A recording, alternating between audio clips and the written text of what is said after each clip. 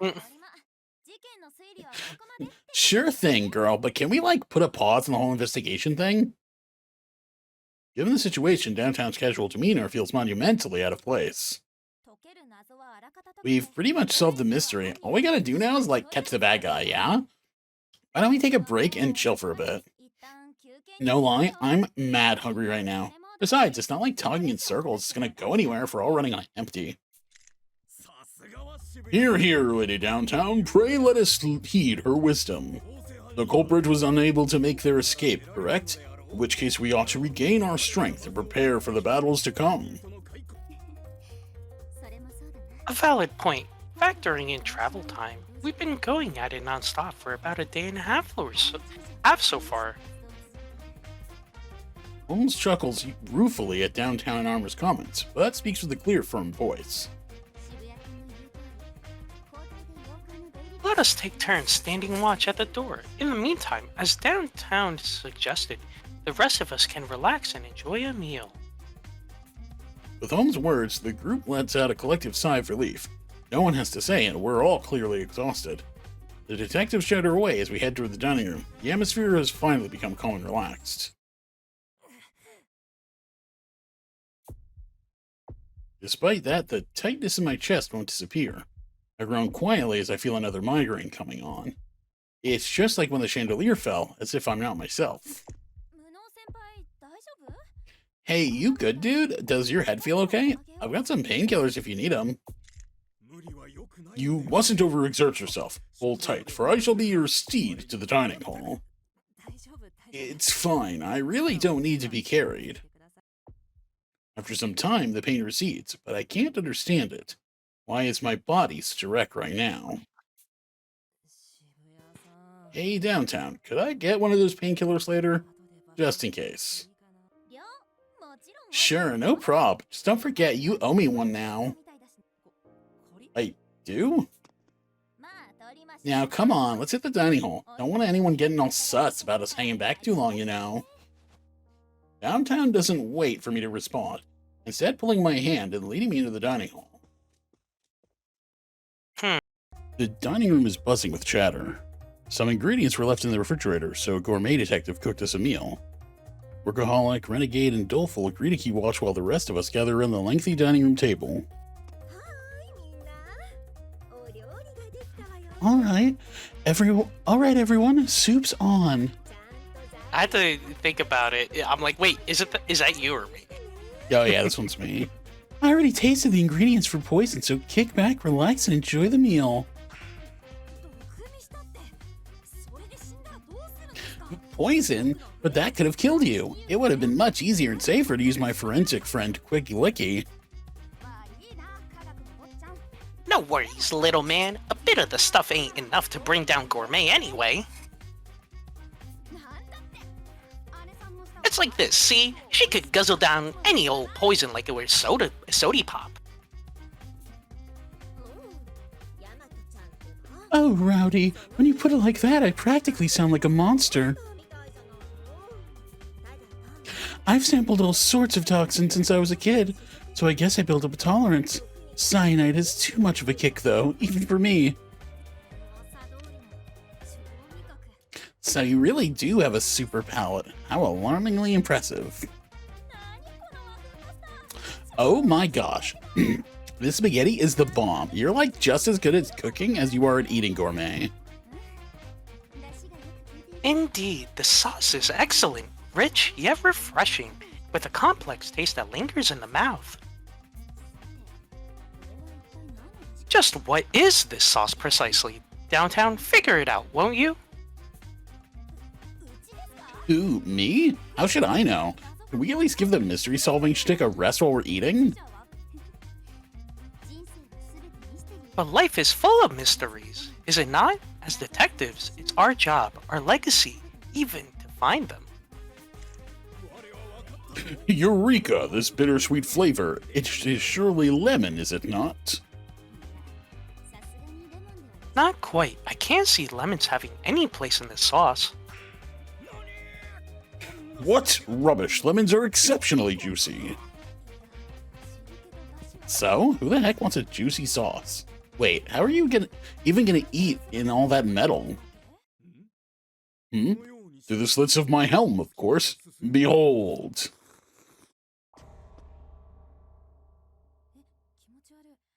Ew, you are so nasty. Like, for real.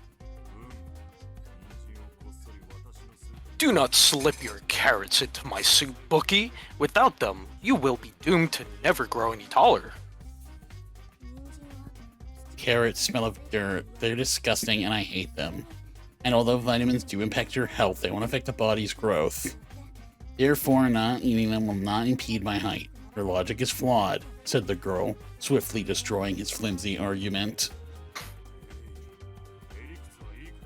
Enough dawdling. Eat your dinner. Gourmet took the time to boil the carrots, making them both tender and easy to eat.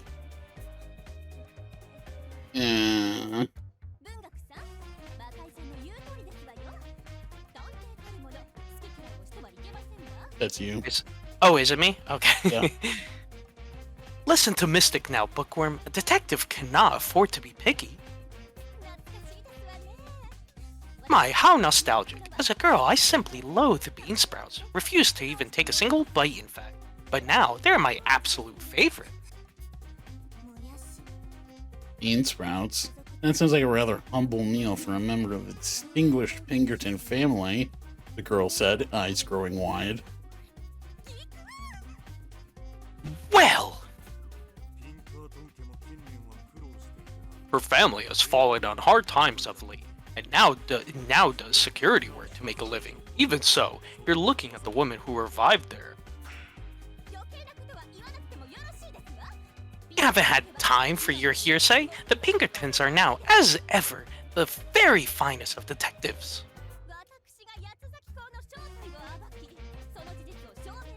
Rest assured, I shall reveal the true nature of the Quartering Duke and unveil the truth. You'll all see soon enough. I'm unable to mask the surprise on my face as I listen to the others chat in harmony. Even after seeing something so horrible, they're still able to have a normal meal. It goes to show how amazing they are. I, on the other hand, haven't been able to take a single bite of the food on my plate. For me is a savory soup full of hearty veggies, toasted baguette slices, and fluffy eggs scrambled together with smoked meat. All the food looks as delicious as it is inviting, yet I can't will the hand holding my spoon to budge even an inch. No matter how hard I try, I can't keep the grisly sight from earlier out of my head. Everyone else saw the same thing as me, but I'm the only one paralyzed by it. How pathetic can I be? I mean, I'm a member of the Alliance myself. I need to strengthen my mental fortitude so murder scenes won't bother me this much.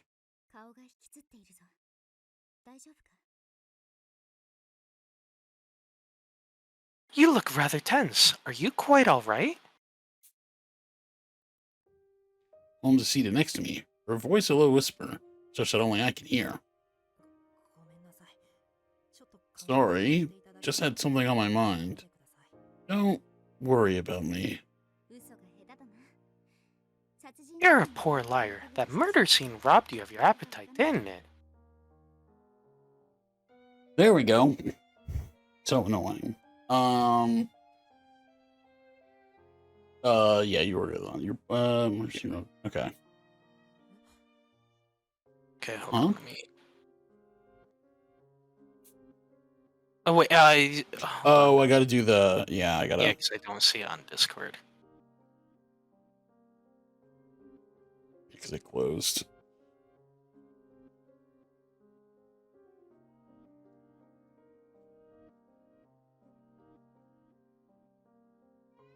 Why is it flickering on and off?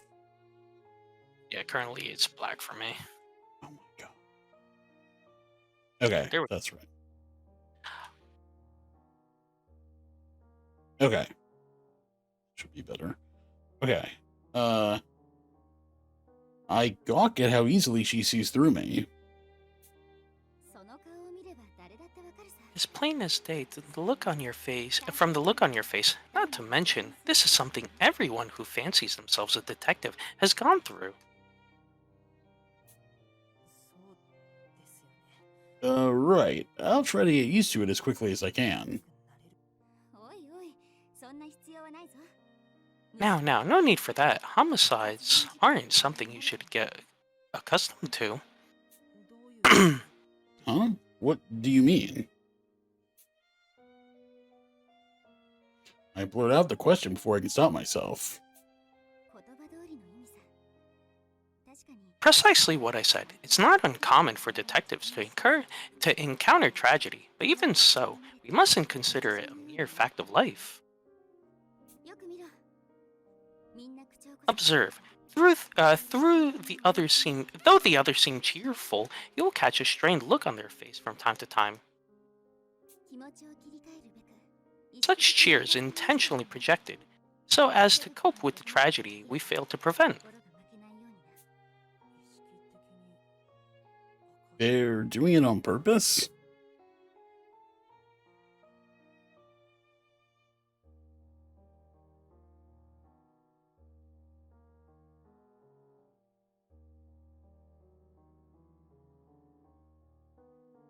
Looking again at the group, I can see hints of tension during the lulls in conversation.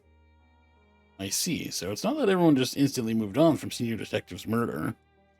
Rather, they're steeling themselves, shrouding their weakness as they continue to untangle this mystery. Anyone who considers death and violence a daily reality has no business calling themselves a detective. Those who are brave, who abhor tragedies and work tirelessly to reverse the damage they cause, those are the true detectives. So too must you steel yourself, Watto.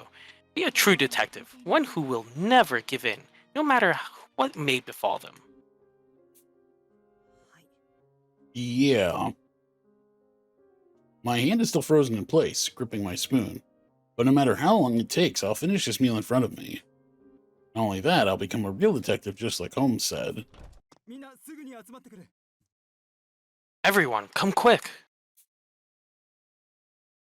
Workaholic's voice echoes through the room.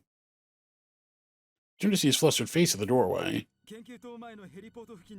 There's a bright light by the heliport next to the research facility. The culprit could be attempting to escape by air. What?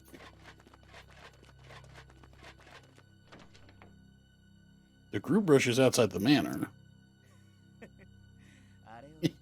Take a look over yonder. Just what could be making that glow? I'm sensing serious danger. Whatever it is, I don't think we should get close to it. Renegade points off into the distance, where something is definitely shining. The paved area over there is a heliport, which means that light could belong to a helicopter. Though I didn't see anything there when I checked before. I'm seeing something. It's big and oval and standing on the heliport. It's painted black, so I can't make it out too good. But my gut says it's real bad news. Probably a trap set by the op. But we need to make certain. If it truly is a helicopter, our inaction will allow the perpetrator to flee. Now wait a moment. We passed by the heliport earlier, and there wasn't a single thing to be found. How could there suddenly be an entire aircraft? It's impossible. Heard there's a hangar located beneath the heliport. It could have lured us to the manor in order to slip away.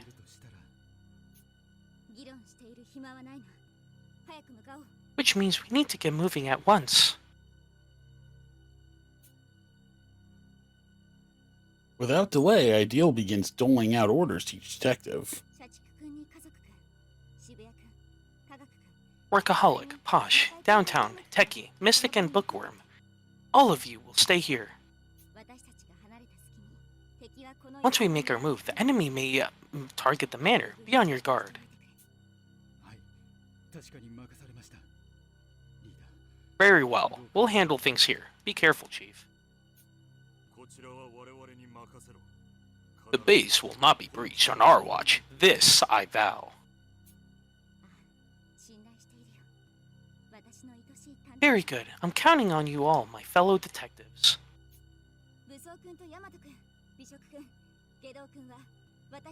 Armor, Rowdy, Gourmet, and Renegade, I want you to accompany me to the heliport.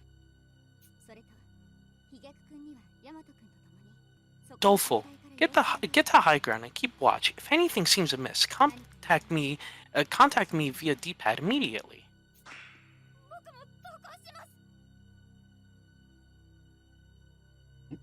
Okay. Did it happen again? Yep. Oh, jeez. I'd like to come too. Doleful interrupts Holmes, his voice wavering. Oh, with all that trembling and shaking, just look at the state you're in. You're sensing something quite horrific, aren't you? Are you certain you'll be alright? Just keeping watch with Rowdy would be doing plenty. I'm definitely afraid, but my ability only works if I myself am in danger. That's why I want to stay close, not keep my distance. That's the whole reason I'm here.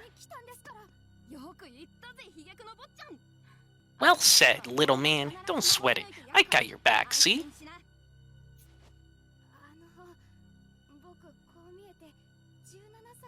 I may not look it, but I'm 17, you know?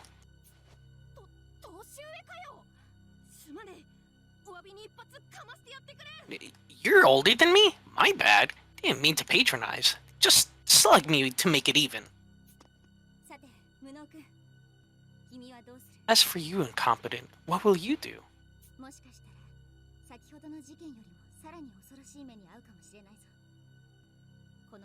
What we discover may even be may be even more disturbing than what we've encountered before. Will you remain at the manor or come with us? I will. What choice do you think we should pick? Go with Holmes or go with Holmes? That is a difficult choice. I'll come with you, Holmes. I'm a member of the DA myself, after all. Right, I'm glad to hear it. Alright, ladies and gentlemen, onward toward the light. Let us see precisely what trap the enemy has laid for us.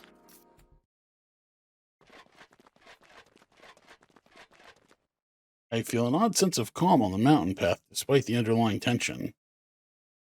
It's likely because I'm surrounded by so many talented detectives. As long as we're together, there's nothing we can't handle, I'm certain of it.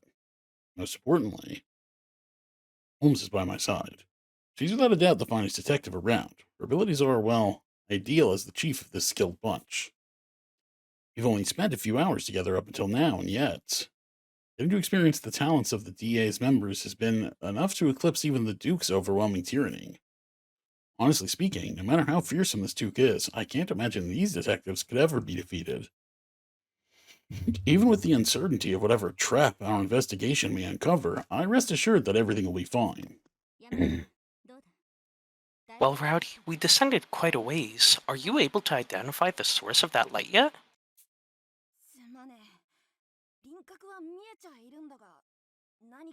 Nope, sorry. I can't make out the outline, but no clue. I can make out the outline, but no clue what it actually is.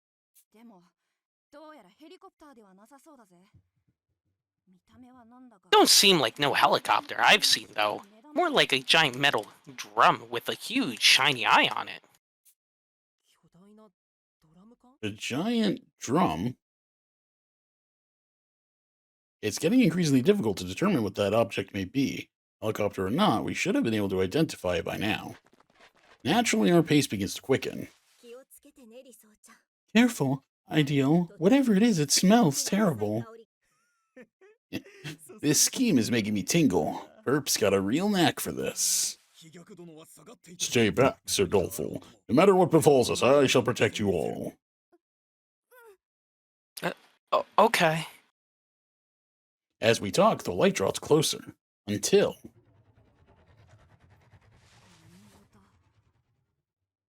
That sound, shit, it started moving. moving.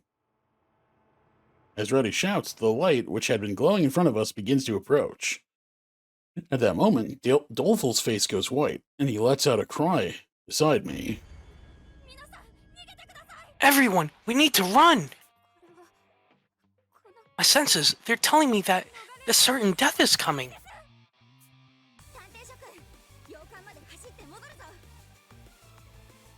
Back to the manor, ladies and gentlemen. Make haste.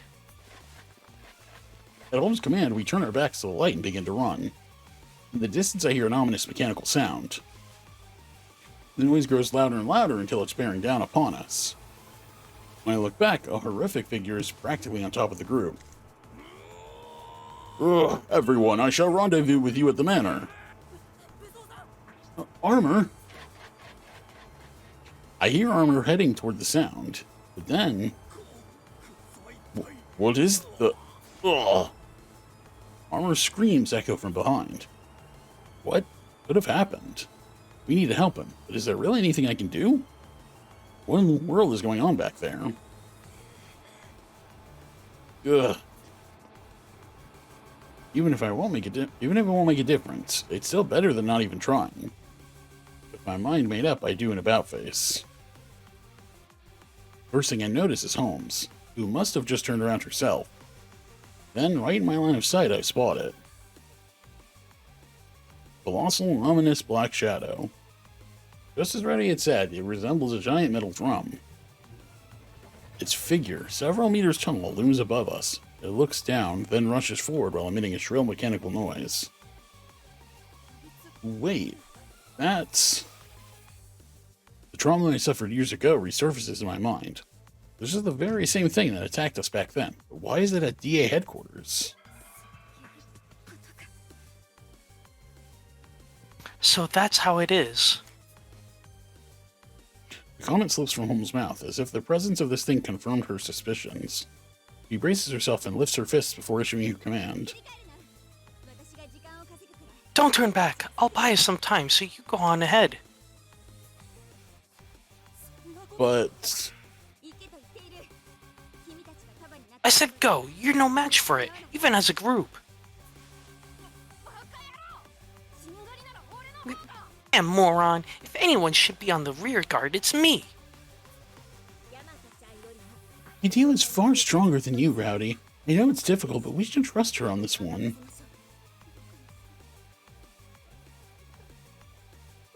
This is all my fault. All because of me. Someone else is going to... Save those tears for later. We need to figure out some way to deal with this. Despite her conflicted feelings, the group begins to run. But what should I do? Can I really just leave Holmes behind?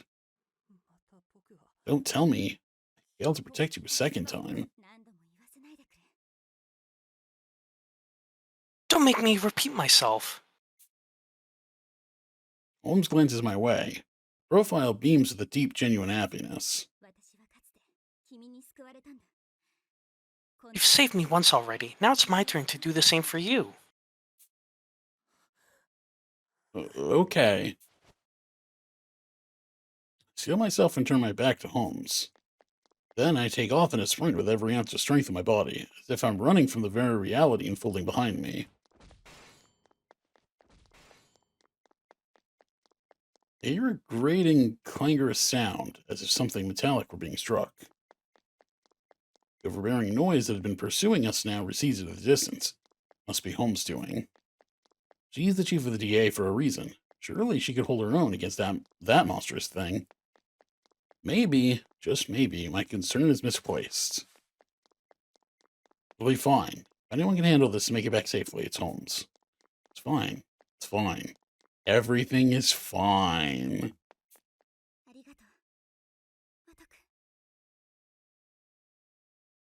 Thank you, Watto.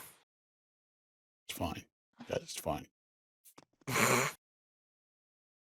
As if sensing Holmes' gratitude, I find myself turning around to face her. Ooh, I shouldn't have done that. Behind me, I see a fountain of bright crimson spray into the moonlight. Catches the light briefly before showering down on the ground below. A beautiful white figure is suspended amid the scarlet. Her presence, which felt so imposing only a moment ago, seems insignificant now. Her limbs, once graceful, now hang like a marionette with its strings cut. Sight seems so unreal. I doubt my own eyes, however. Sounds of rending flesh and spraying blood snap me back to reality. The blades of that pitch-black monster pierce through her slender body, arcing upward into the sky with strings of red. The merciless act is repeated once, twice, 3 times in a vivid, unadulterated display of violence. Saika's body, which had barely remained standing, begins to sink limply toward the ground. Try to yell, but no words come out. My throat quakes, unable to muster the sounds. As her body slumps to the earth, my voice finally rings out.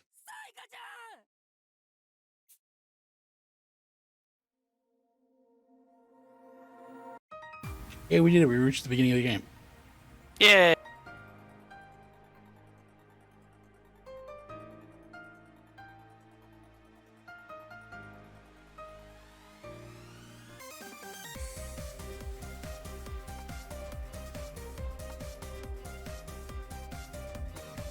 Oh yeah, I don't know if you noticed in that scene, when Renegade pinned us down. Did you notice he's wearing high heels?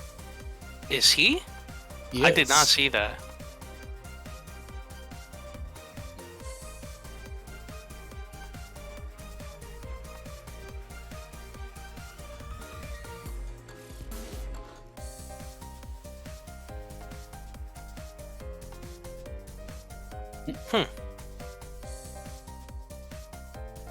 Yeah, it's kind of funny because it's such a weird detail for something you almost never see because of the way the game presents the characters, usually from torso up most of the time. Yeah. So it's interesting that they went to those lengths. You know who would wear high heels? Correcchio. Correcchio? Oh boy. He definitely would. Definitely would. Well, yeah. Just saying. I wouldn't put it past him. He's an interesting guy.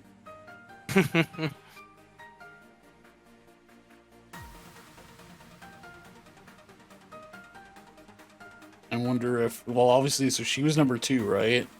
So I wonder if the number 1 detective is the Quartering Duke. If it's not someone who we already know, which I don't know. I kind of get the feeling that I don't know that it's anyone we know is specifically the mastermind. It's possible because it seems like sometimes it seems like they're going for that, but I don't know. Good question.